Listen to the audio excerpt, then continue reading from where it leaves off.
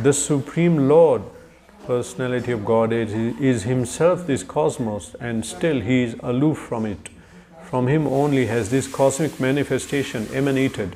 In Him it rests, and unto Him it enters after annihilation. Your good self knows all this. I have given only a synopsis.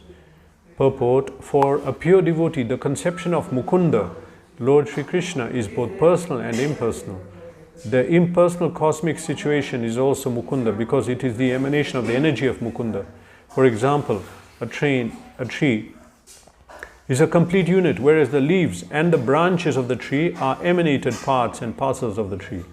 The leaves and branches of the tree are also the tree, but the tree itself is neither the leaves nor the branches. The Vedic version that the whole cosmic creation is nothing but Brahman means that since everything is emanating from the Supreme Brahman, nothing is apart from Him. Similarly, the part and parcel hands and legs are called the body, but the body as the whole unit is neither the hands nor the legs. The Lord is the transcendental form of eternity, cognition and beauty, and thus the creation of the energy of the Lord appears to be partially eternal, full of knowledge and beautiful also. The captivated conditioned souls under the influence of the external energy, Maya, are therefore entrapped in the network of the material nature. They accept this as all in all, for they have no information of the Lord, who is the primeval cause, nor have the information that the parts and parcels of the body, being detached from the whole body, are no longer the same hand or leg as when attached to the body. Similarly, a godless civilization detached from the transcendental loving service of the Supreme Personality of Godhead is like a detached hand or leg. Such parts and parcels may appear like hands and legs, but they have no efficiency. The devotee of the Lord, Srila Vyasadeva, knows this very well. He is further advised by Srila Narad to expand ideas so that the entrapped conditioned souls may take lessons from him to understand the Supreme Lord as the primeval cause. According to the Vedic version, the Lord is naturally fully powerful, and thus His supreme energies are always perfect and identical with Him. Both the spiritual and the material skies and their paraphernalia are emanations of the internal and external energies of the Lord. The external energy is comparatively inferior, whereas the internal potency is superior. The superior energy is living force, and therefore she is completely identical with the external energy, being inert. But the external energy, being inert, is partially identical. But both the energies are neither equal to nor greater than the Lord, who is the generator of all energies. Such energies are always under His control, exactly as electrical energy, however powerful it may be, is always under the control of the engineer. The human being and all other living beings are products of his internal energies. Thus, the living being is also identical with the Lord, but he is never equal or superior to the personality of Godhead. The Lord and the living beings are all individual persons. With the help of the material energies, the living beings are also creating something, but none of their creations are equal or superior to the creations of the Lord. The human being may create a small playful Sputnik and may throw it into outer space, but that does not mean that he can create a planet like the Earth or Moon and float it in the air as the Lord does. Men with a poor fund of knowledge claim to be equal to the Lord. They are never equal to the Lord. This is never to be. The human being, after attaining complete perfection, may achieve a large percentage of the qualities of the Lord, say up to 78%. But it's never possible to surpass the Lord or to become equal with Him. In a diseased condition only, the foolish being claims to be one with the Lord and thus becomes misled by the illusory energy. The misguided living beings therefore must accept the supremacy of the Lord and agree to render loving service to Him. For this they have been created. Without this there cannot be any peace or tranquility in the world. Srila Vyasadeva is advised by Srila Narad to expand this idea in the Bhagavatam. In the Bhagavad Gita also the same idea is explained. Surrender fully unto the lotus feet of the Lord. That is the only business of the perfect human being.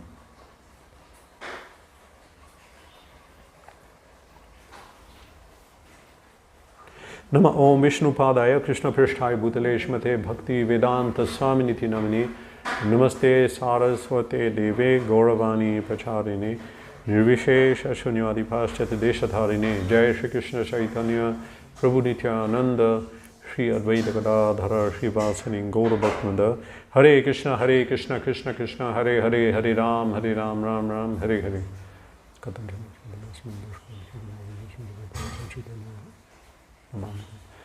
Idam hi vishvam bhagavani vetaro yato jagatsthana nirodha sambhavaha tadhi swayam veda bhavams tathapite pradesha matram bhavata pradarshitam.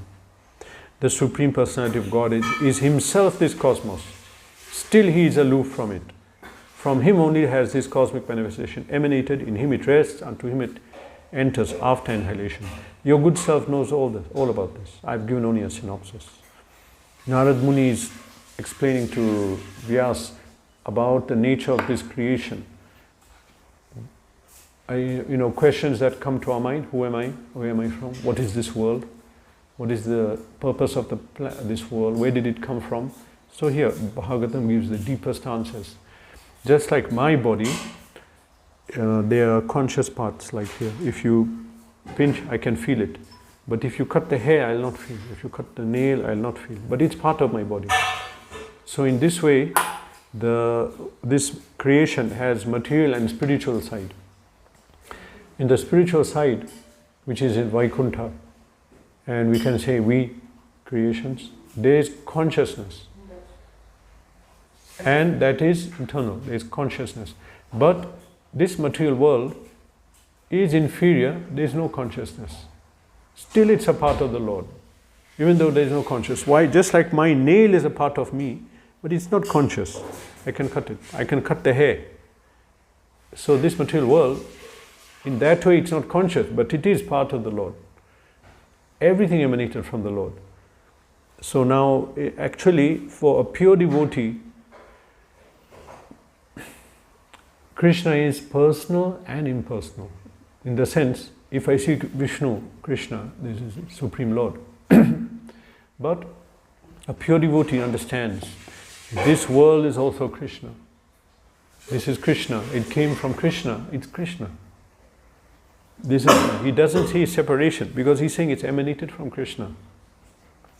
An analogy is given here that if you see a tree, you say that's the tree. But now, what is the tree? Which part is the tree? It's the tree, the whole thing. The leaves, the fruit, the branch, the roots, everything. That is the tree. And if someone cuts a branch, you cut my tree. Some part of that. You say, no, I didn't cut the tree. Is there, but I cut the branch. That is the tree. So similarly, this creation, this is Krishna also. Vaikuntha, that is Krishna. Krishna is Krishna, but this material world. But at the same time, we cannot say that if you take a leaf, this is the tree. No, that's a leaf. Together, this is the tree. But you can't take one fruit away and then take one mango and say, this is the tree. No, this is not the mango tree, this is the fruit. Okay, so this analogy is being given here that we cannot, in the same time, separate this material energy and say, this is Krishna. You cannot do that. It is in relation to Krishna. It's emanated from Krishna. Krishna is connected. There is no disconnection. And but you cannot separately take it away separately and say that this is Krishna. So now, similarly, now this is applied to the jiva also. So the jiva, in totality, Param Satyam, the supreme absolute truth, includes us, we, jiva, our body, this material world, spiritual energy, all together. Param Satyam is the absolute truth, Krishna. So we are also there. But we cannot say, one of us, I am Krishna. You cannot say that. No. Totality, everything emanated from Krishna, so everything is Krishna. Separately, if you want to say that I am Krishna, that is not correct, in the same way that you cannot say one leaf is the tree. You cannot say that. Also, if there's any part which is detached. For example, the leaf detaches from the tree, then it has no purpose. It's not part of the whole. And there's no point in the existence of the leaf separate from the tree. And in the human body, there are different parts. We can say, this is the whole body. This is Suraj's hand. This is his foot. This is his head. And then now if you take out one separate part, no, not Suraj, let's say someone else. Someone, Rajiv. Rajiv is hand, head, everything. Now if Rajiv's hand is separate, that hand is not, you cannot take that hand and say this is Rajiv. No, it's not. Rajiv is there. In totality, that is him. Now the hand separated. Hand has no value. There is no value to the hand of Raju if it's separate. Rajiv. Rajiv's hand is there, body is there. There is no value to that hand. So we are part of Krishna. There's a purpose. There is a purpose for our existence. And if we detach from Krishna and become separate like that, there is no purpose to our existence. We are not in our superior position. We are useless, you can say. Useless. There's no use. Because a person, he's living and serving God. There is a purpose. He has a use for his life, for his body, which is the highest, the greatest use connected to Krishna. Now he is not serving Krishna, not doing anything. There is no use and they are useless. He is disconnected. In the same way that a hand separated from the body has no value. Connected to the head, to the body, it's full of life, energy, it's serving the body, it has a purpose. Then what about someone, godless person, not connected to God, not serving God, he has no value in life. There is no strength, there is no energy, there is no life, there is no purpose. We don't know, people don't know, but Shastra is telling us this. That similarly we are part of the greater whole, Krishna, this material world, we also.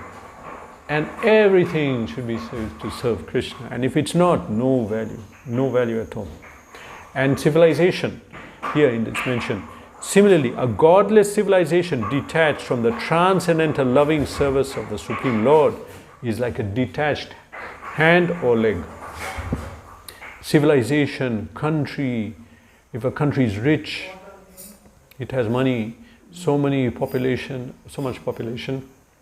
intelligent persons, educated, but they're not serving Krishna, no value, zero. If there's a zero, there's no value, isn't it? And if you have 100 zeros, no value. There is no benefit even. But if someone has so much wealth, education, has a body, a perfectly capable, and serves Krishna, what a benediction, what a great thing, Mahat Seva, because he's connected to Krishna. Now if you have a lot of money, use it for Krishna, that money will become your source of liberation for you. And I have a body, someone doesn't have a body, he's weak, he's old, or he's sick, I have a healthy body.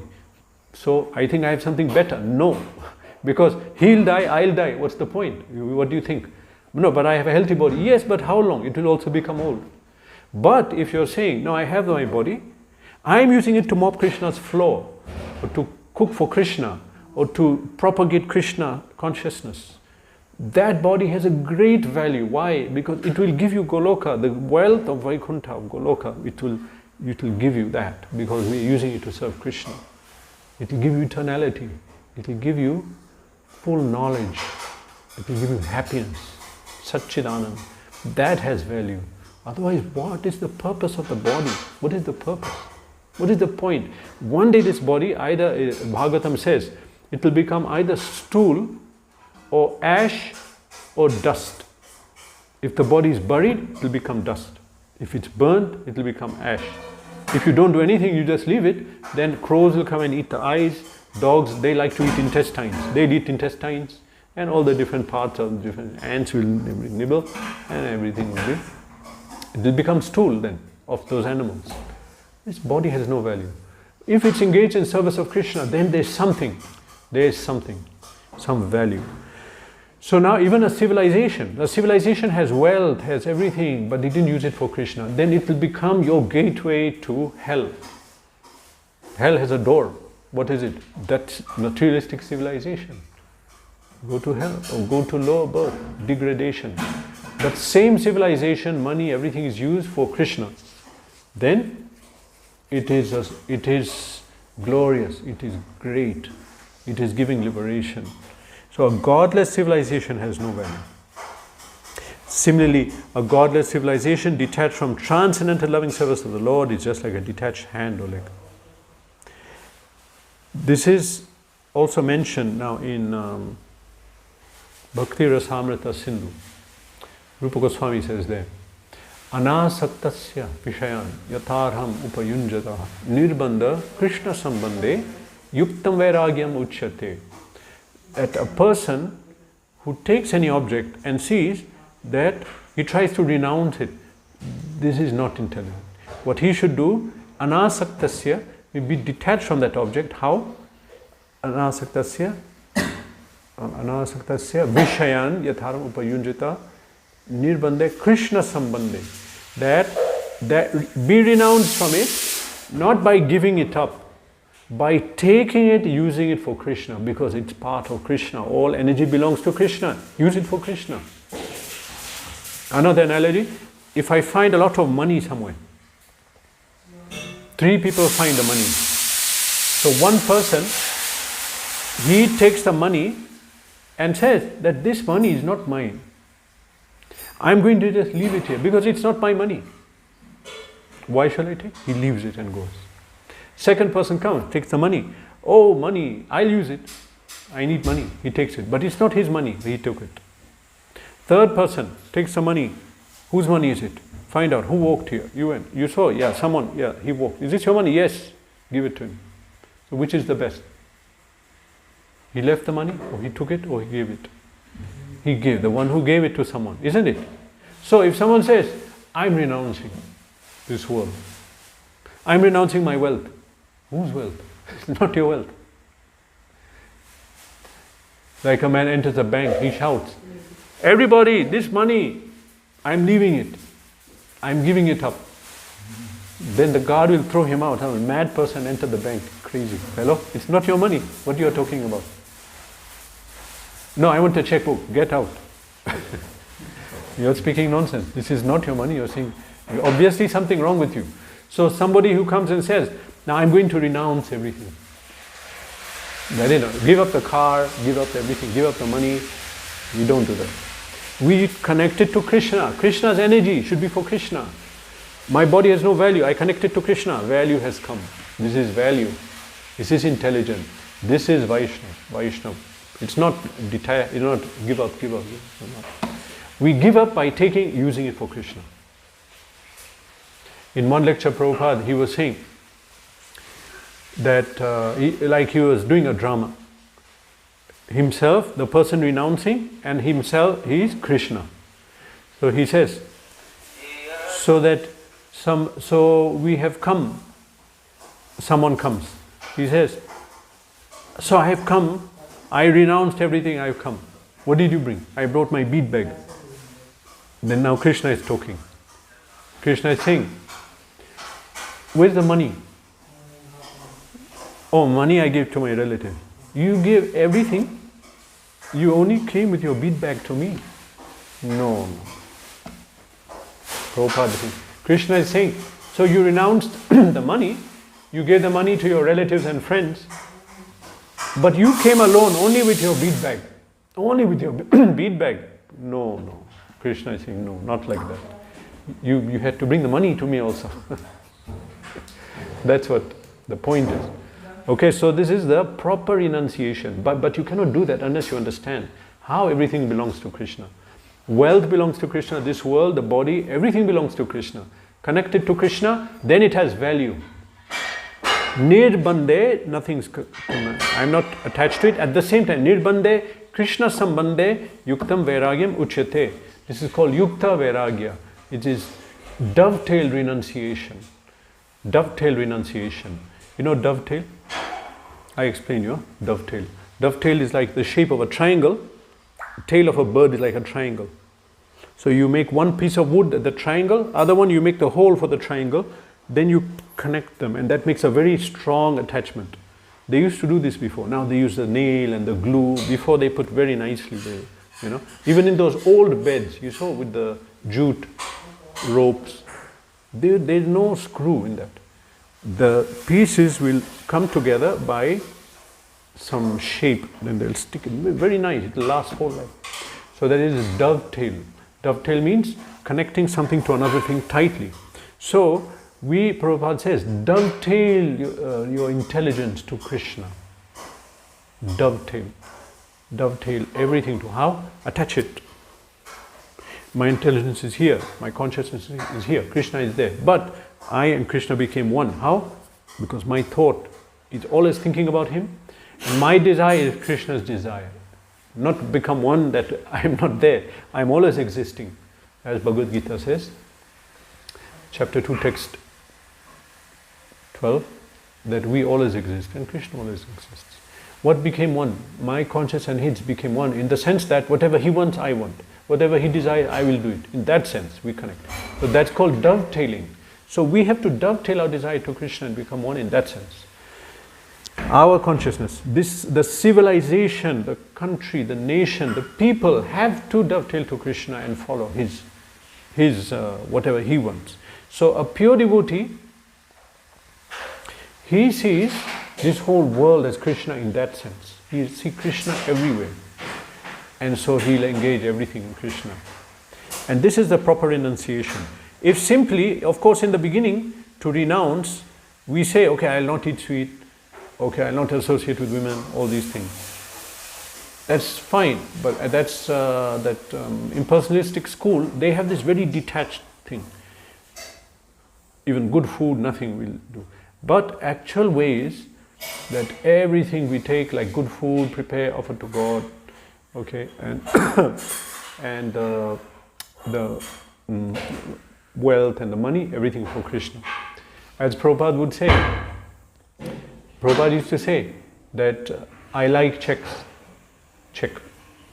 money, because one person came once, Prabhupada, he said that, Prabhupada, I have 5 factories, it's so much tension, and I want to come to Krishna. And I'm thinking, I want to just give up everything. Prabhupada said, no, you give it to us. Give us the factory. Give us the money. He got shocked. I came, this sannyasi is a sannyasi. I'm telling him, I also want to renounce and give up everything. He's saying, no, you give it to us, give it to me.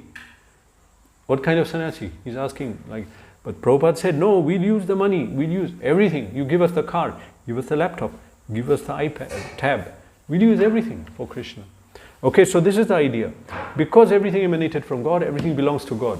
And a pure devotee can see that. He sees, in everything he sees Krishna. And then it should be for Krishna. Lakshmi belongs with Vishnu. Some people want Lakshmi separate. That is Ravan mentality. He is destroyed. And actually he didn't get Lakshmi. He got Sita Chaya, the shadow. Not actual Sita, that's mentioned in Kurma Purana. So, if we want to enjoy this world separate from Krishna, wealth, first of all, it will not be actually wealth. Okay, we earn the money, I earned it, I got it, and what happened? Then you have a son, a complete idiot, he'll waste the money and it's gone. Or I earn the money, but I'm sick, I cannot eat, I cannot sleep, I cannot walk, I cannot even have alcohol. I have a bar at home, I can't have alcohol. I have this problem, that problem. You will not get the money in that sense. You will not, you cannot. You cannot enjoy Krishna's wealth separate. What is our karma we will enjoy? In past life I gave money to poor people, so this time I'll get money, I'll enjoy something. That much only. Otherwise we cannot enjoy. So wealth, Lakshmi belongs to Krishna. Separately, neither will you be able to enjoy and neither will it stay with you, it will go. But what was when they say that India was so great, it had so much wealth, there was in Jaipur these kings. I mean, they call it Rajasthan because those kings, those Rajas were so prominent. They had money, they had huge kingdoms, they were powerful. The deities of Vrindavan, when they were attacked, they were taken to Rajasthan because they were unconquerable. But that happened many, many generations. It was not like Rome or Greece. We are talking about Satya, Treta, Dwapar and most of Kali Yuga. India was so great. What was the greatness? Devotion. In every state there was a prominent temple of Vishnu and everyone was attached to that. Then Lakshmi was there. Everything was there. But separately then, when that went, India could not maintain the position, neither the strength nor the power, nothing. That was because of, and now also India is becoming prominent again. They say since 1992 when India, they say they made reforms, we were very socialist. Now it's starting capitalist, it's picking, it's not, it's because Iskcon was started. Iskcon took off in 1992, books were distributed, people again became pious.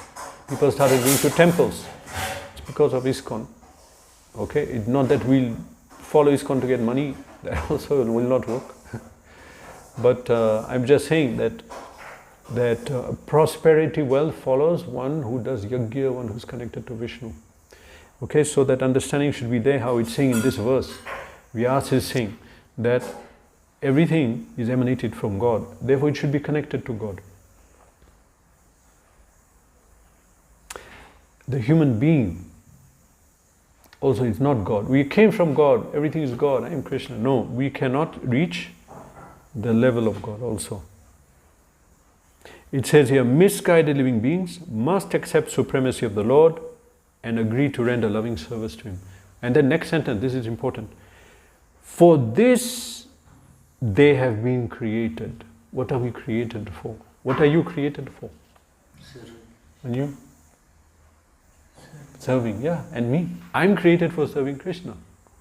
This is the purpose of our creation. I don't want to serve Krishna. Okay, then you will have to live a diseased life. Like a person who says, I'm not going, he's, human being has to eat, drink water, has to eat. You say, I'm not going to drink water. Then you will suffer. I'm not going to eat. You have to do that. Because that is the human body, that's what it has to get. So now, human body, soul, we have this body, soul, we are meant to serve Vishnu. We are not doing it. We'll be sick. We'll get in problem. That civilization will get in problem. So gradually, everything will break down. A society that doesn't serve Krishna, it will implode. At the present moment, people are so enamored by these materialistic civilizations. Keep watching, keep watching. They took out God. Now everything was so great, now they're imploding. So we don't want it to happen, but it's a fact. And so Prabhupada, out of compassion, when he was asked, why did you go to New York to open the movement? There were two reasons. I read in one place, he said because the UN headquarters is there. I never read that anywhere, but surprising, I read it in, I think, Renunciation Through Wisdom. Somewhere. He wanted to influence the world and the UN is there, so he started there. But another place I read, because it was a war on Maya and that is the headquarters of Maya. Prabhupada, so merciful, he went to the worst place. Sometime when the light goes off in the house, where do we put the lamps? Where the darkest place is. Sometimes there will be a light on there, it will come here. But the darkest place, you have to have the lamps. So similarly, he went to the darkest place and spread, not thinking about himself, but about the risk. So now the purpose of the human form, he says here, is that one has to worship, and if you don't do it, you become sick. So now the society, the materialistic societies, they're suffering so much. I mean, if you analyze so many points, I was just following these, some of the news items and that. For example, Japan and Japan has this problem. They were so wealthy, tiny population, but they're controlling so many things. But they more or less, you can say, detached from God. So one of their biggest problem is the population is not replenishing. They're having negative population. It's so serious. Then again, there's Russia and all these countries. Russia the other day said, we want to start ministry of sex. Why? People are not having children. What are we doing? We have a country, we have wealth, there are no children. In Japan, population, I think 60% are old people, or 70%. The young people have to work and support them. They can't work. No one is having children. What is the result of that? And everyone will give their opinion, but I'll tell you. People are not having children because women are not doing their duty and staying at home and taking. They want to have ambition.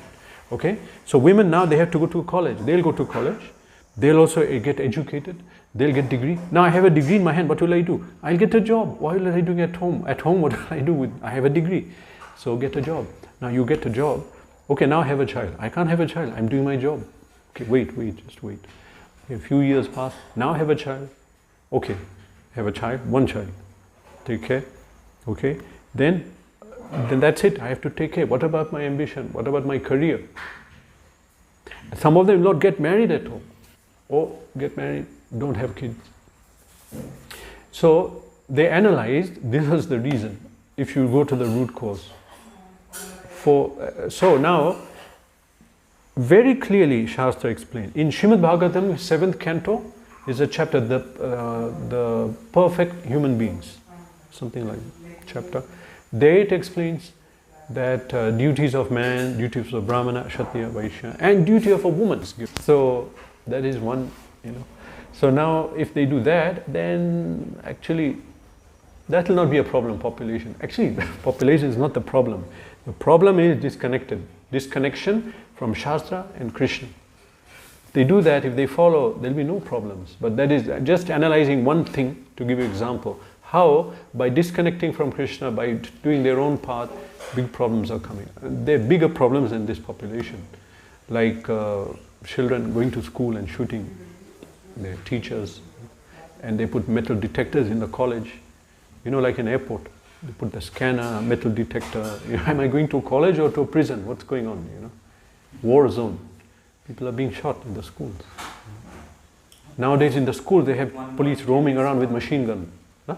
One boy killed his father for not letting him play games. Yeah, now they keep guns at home, so people are people are killing each other, mother, father, son, like this. Easily they're killing each other. Nepali royal family, few decades ago, killed his whole family. So when the disconnection comes from God, and we're going to use all this for our enjoyment, not for God, then we are going against the plan. The plan is everything for Krishna, everything is Krishna, use it for Him. For this purpose, the living being is created, it says here. Without this, there can be not any peace or tranquility in the world. We understand, we have to understand, realize it, then tell people. We have to get the realization. You see, Shastra is speaking something connected to the real world, understand, realize. We have to understand, then tell the people, tell them, you should not do this, you will suffer. No, I have to get job, otherwise I'll suffer, I need this, I need that. No, you're suffering because you disconnected from Krishna. You do that first. Then of course we had to do our work and family, you have to do that. But you first connect to Krishna, otherwise that won't work. That will be on a materialistic basis. Yeah? What is the purpose of marriage? Liberation, husband and wife, to overcome the sex desire. How? Through the marriage institution. And to produce children, to make them Krishna conscious, liberate personalities, and teach them to propagate the movement. So when we properly understand, then all this can happen. Otherwise it will be on the sense gratification platform. Then it will not be in the perfect way. There will be suffering.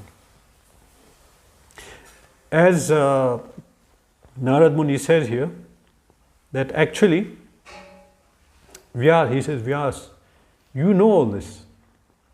He says here.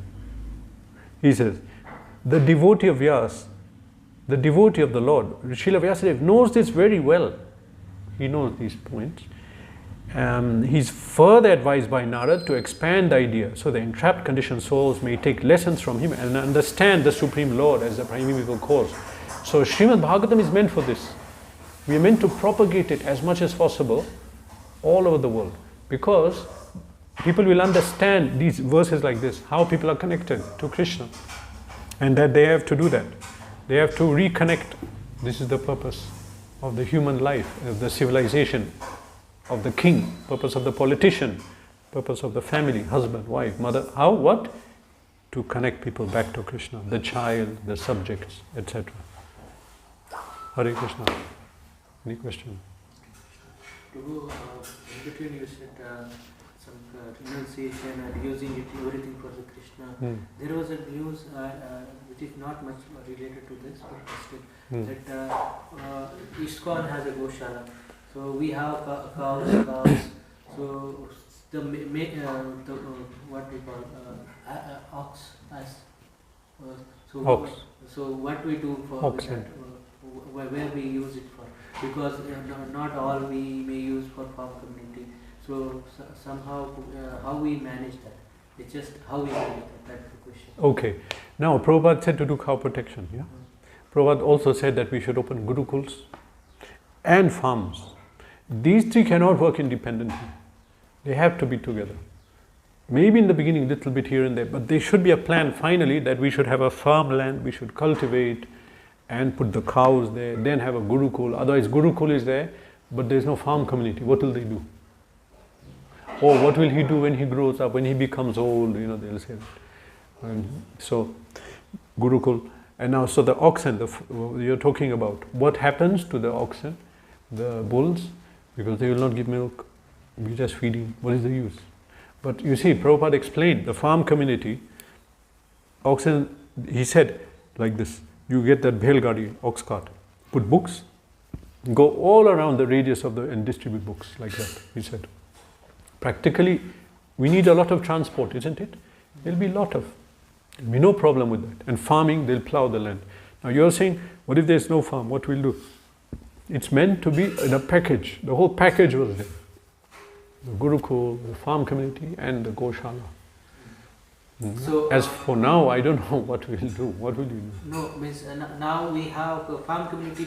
Still, we have farm community Gurukul, the Goshala. Okay. But the number of ox is more. More. Yeah. So we are using already. So how do we utilize the remaining one? The remaining. So still now in Iskcon, how we are utilizing? You mean how do we do it, or how we should do it? How we are doing now, so that now I don't know what they're doing, but what we should be doing is that, as I mentioned, actually if you have a farm community, it means community means not 3 families. It's a huge community. Everyone will want transport. Some won't have cows, they want transport. But if it's a single person running this and he has a Goshala, he has a... No, then he should think properly, no? Yeah.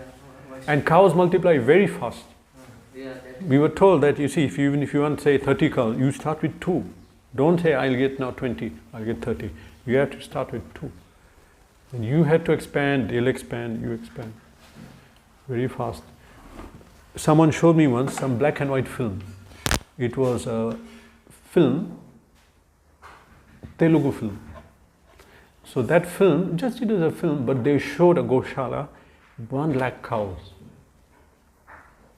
Out in the country somewhere. They were all being milked, the cows, and they were showing so many bulls taking the milk here and there, taking the hay, So right now, that's what should happen. A big community, you can imagine what would be the need for this ox cart, Belgadi, to take the produce from farm to the grain. To distribute books, Prabhupada said. Put the books, distribute books, okay? To go house to house, maybe or trade, for trade. Then there's the Vanijyam, Krishi Goraksha Vanijyam, they should be trade. So one community, another community, they'll trade them. And the farmer going up and down from his farm, he'll need to go on there. Then even I think women also trained, just they can get on and easily that cow will move, the ox cart. This was not a problem before. No one ever had this issue. Yeah, because problem is... Now it is, because it's not complete. No one is using.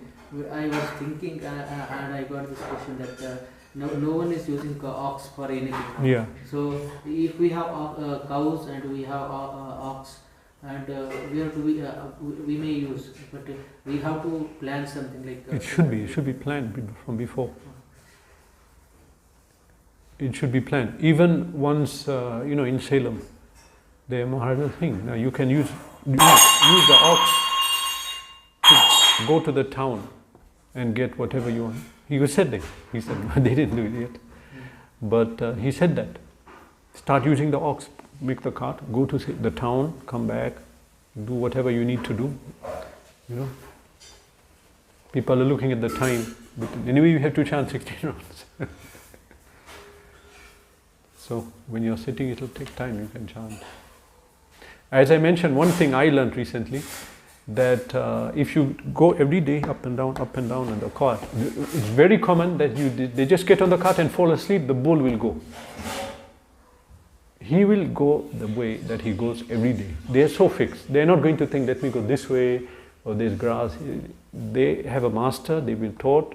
You cannot do that in a car. I have seen that in my childhood. In beginning, if the new cows, ox is there is little efforts, but later on he gets to used to everything, like even root, everything. Sometimes it had happened that cow, if I left cow from my farm, so she will go and just go that the place where she has to be, go down.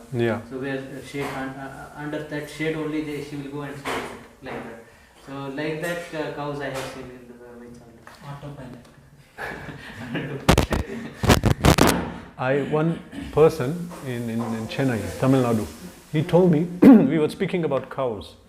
Then he told me that we had a cow when we were young. It was coming in the house, we'll feed, it'll even sleep in the house, then go out like that. At a certain age, he said, my father sold the cow. So they took the cow somewhere far away and sold it. And every 2-3 days, the cow will come back. Then, hey, you came back. Then they'll feed him, pet him. Then the owner will get angry, come and take the cow back. That happens and then one day, his father came and shouted at the cow. Shouted. Hit it, shouted. And the cow didn't come back after that. Yeah, basically there's that relation between human and... We had one cow in my own house. She used... Srimad Bhagavatam ki jai. She used to drink her own milk. How?